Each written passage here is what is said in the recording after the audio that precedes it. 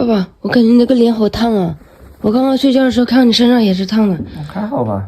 来，温度计量了没有？快点，我看看，拿过来。我看，烫多少度啊37.8。37.8，是不是低烧啊？一般多少度算发烧啊？我不知道，我发现看身上烫，脸也红的。我要查查看。我来去看看小兔，小兔昨天晚上也是疼，红的要命。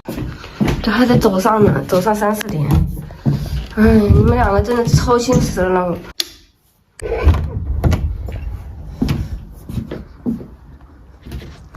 小乖乖，我看看呢。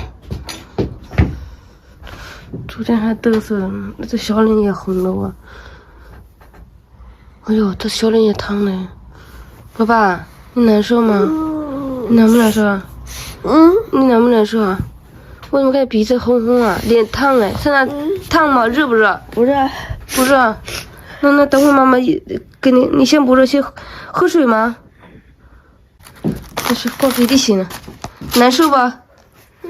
啊，宝宝难受吗？是觉都没睡好啊？爸爸都发烧了，家里没有一个好人，妈妈咳了一夜。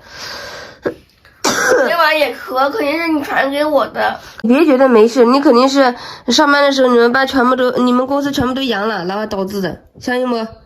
你办公室就剩下2个了，你不阳就怪了，肯定也阳的。爸爸坚持要上班，你就管管他吧，我管不了了。他发烧了，让他在那上班干嘛？我不知道他呀，你就看他呢，你就说他，就你能说通他。我的妈呀，你这个头发像什么啊？离子烫还是什么烫啊？你生病了为什么去上班啊？没生病啊？像你这样去上班，那不还是感染病毒回来吗？那就害了全家嘛。我看你发烧吗？我看。不发烧，我看。我不发烧。我看一下。他也咳，他可能好一点了，但是昨天晚上他也发烧的，他可能就烧一会儿。没发烧。烧一会儿。给我别去了，你要钱不要命了你。